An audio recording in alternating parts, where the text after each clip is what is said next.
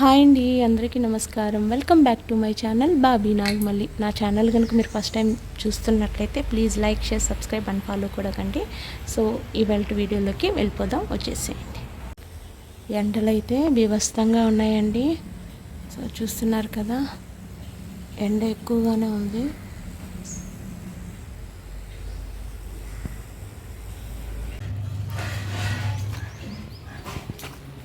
సొరకాయలు చిన్న చిన్న పిందెలు ఉన్నాయి, చూడండి ఎంత బాగున్నాయి. చిన్న పిందెలు కనబడుతుందా? ఇది కానీ అది కూడా సేఫ్టీగా ఉండాలి. ఇంకా ఉన్నాయి, చిన్న పిందెలు వస్తున్నాయి ఇప్పుడిప్పుడు. అందుకుంటా ఉంది పందుల మీద. అమ్మమ్మ తర్వాత వెళ్ళి ఇది సొరకాయ హార్వెస్ట్ చేసి తీసుకొచ్చారనమాట. సో పిందగానే కోసుకొచ్చేసారు, ఎందుకంటే కోతులు తినేస్తాయని చెప్పి పిందగానే తీసుకొచ్చేసారు. సో అమ్మ కోసం అయితే కూర చేయడానికి ఇవైతే హార్వెస్ట్ చేసుకొచ్చాను. సో అమ్మ సొరకాయ బజ్జీ చేయమని చెప్పారు. సో వాటితో పాటు మన గార్డెన్లో కొన్ని కూరగాయలు కోసుకొచ్చాను. సో అవేంటో చూసేద్దాం. సో సొరకాయ, మామిడికాయ, బ్లూ కలర్ వంకాయలు, ఈ తెల్ల వంకాయలు కూడా మన గార్డెన్లో ఉన్నట్టు అనమాట. తర్వాత ఈ నాటు పచ్చిమిరపకాయలు, కొత్తిమీర కూడా మన గార్డెన్లోదే. సో ఈ ఆనియన్ కూడా మన గార్డెన్లోదే అనమాట. ఇవి మూడు మాత్రం మన గార్డెన్లోటి కాదు. సో వీటితో ఇవాళ అయితే కర్రీ చేయబోతున్నాను.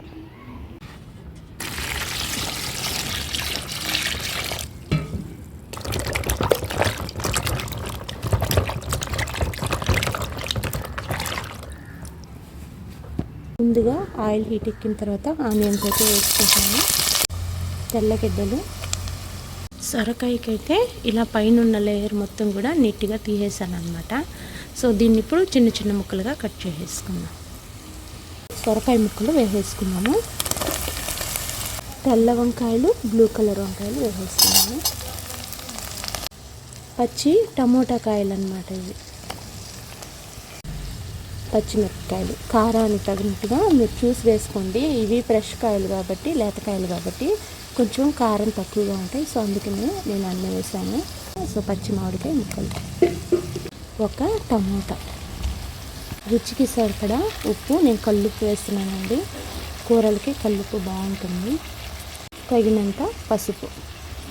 బాగా కలుపుకొని ఒక 5 నిమిషాలు బాగా ఉడకనివ్వాలన్నమాట.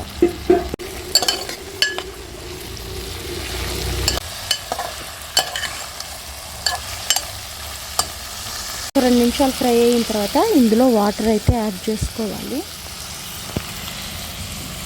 సో ఎండ అయితే బీభత్సంగా ఉందండి, చూస్తున్నారా? ఎండ చాలా ఎక్కువగా ఉంది. కొద్దిగా నీళ్ళు అయితే వేస్తున్నాను, కొద్దిగా సరిపోతాయండి, ఎందుకంటే కాయ మెత్తబడడం కోసమే వాటర్ అయితే వేస్తున్నాను. సో నేనైతే కుక్కర్ పెట్టి మూత పెట్టి ఒక విజిల్కి ఆఫ్ చేసేస్తాను. నార్మల్గా మనం పాత్రలో వండుకునే పని అయితే జస్ట్ ఒక 5 మినిట్స్ లేదా 10 మినిట్స్లో ఉడికిపోతుంది అనమాట.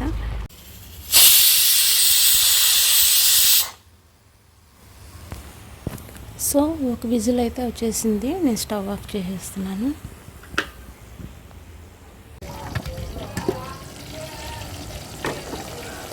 సో చూసారా, బాగా ఉడికిపోయింది అనమాట.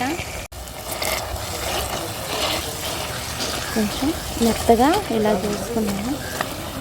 సో చూసారా, మెత్తగా అయిపోయిందనమాట. మనం డైరెక్ట్గా ఇలాగే కూడా మనం పులుసులో వేసుకొని తినేయచ్చు. పోపు కావాలంటే లైట్గా ఇంగువ వేసుకోవచ్చు. సో నేనైతే ఇప్పుడు పోపు పెడుతున్నాను. ఆయిల్ హీట్ ఎక్కిన తర్వాత ఎండుమిర్చి, ఆవాలు, జీలకర్ర, కొద్దిగా ఇంగువ ఇష్టం లేని వాళ్ళు అవాయిడ్ చేసేసుకోవచ్చు. తెల్లగడ్డ, ఎర్రగడ్డ బ్రౌన్ కలర్ వచ్చేంత వరకు ఫ్రై చేసుకోవాలి. కరివేపాకు, ఈ సొరకాయ బజ్జీ మొత్తం అందులో వేసేసుకున్నాము. ఏ సొరకాయ బజ్జీ కానివ్వండి, వంకాయ బజ్జీ కానీ మెదిపేటప్పుడు మెత్తగా అంటే మరీ మెత్తగా చేసుకోకూడదు. ఇలా కొంచెం కచ్చా పచ్చాగా చేసుకుంటేనే అది కాస్త రుచిగా ఉంటుందన్నమాట. వారమా అన్ని రోజులు ఉండదులే, మామూలుగా. అవును, కమ్మగా వస్తుందా?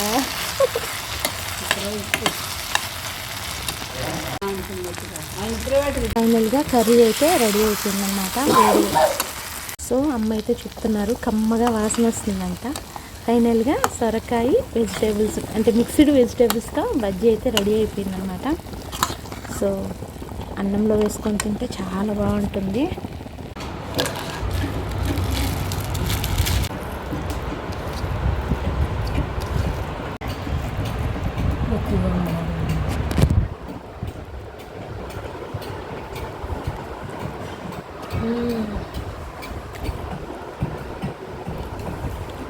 హ్యాపీగా పోయి కూర్చోండి లోపల. అవి అద్దు అక్కడ ఒక్క ఉంది, అదో అక్కడ ఒకటి ఉంది, అక్కడ ఒకటి ఉంది.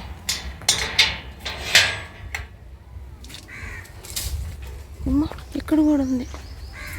ఇదిగో ఇదిగో.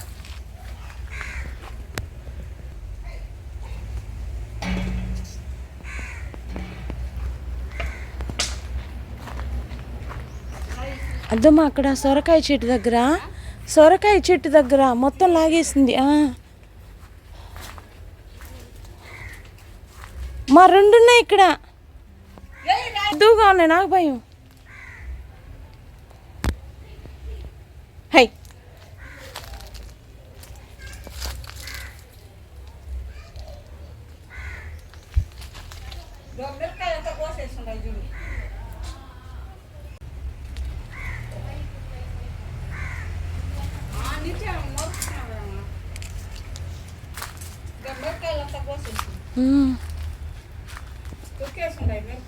మొత్తం పెరికేసినాయి, ఏం లేవు.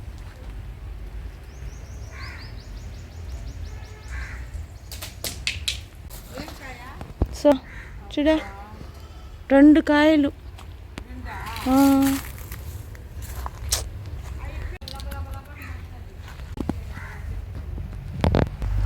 ఇంకా ఈ విధంగా తినేస్తూ ఉన్నాయి కాయలన్నీ.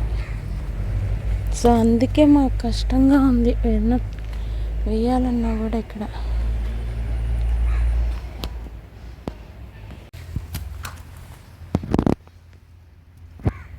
చూసారా, అందుకే మేము పిందెలుగా ఉన్నప్పుడే కొన్ని కాయలు హార్వెస్ట్ చేసేస్తున్నాం. ఎందుకంటే ఈ కోతుల దగ్గర ఏ కాయలు ఆగట్లేదన్నమాట. ఇది చూడండి, టమాటా కాయలు కూడా ఎలా చేసి ఇదంతా కూడా తొక్కి పడేసినాయి అన్నమాట.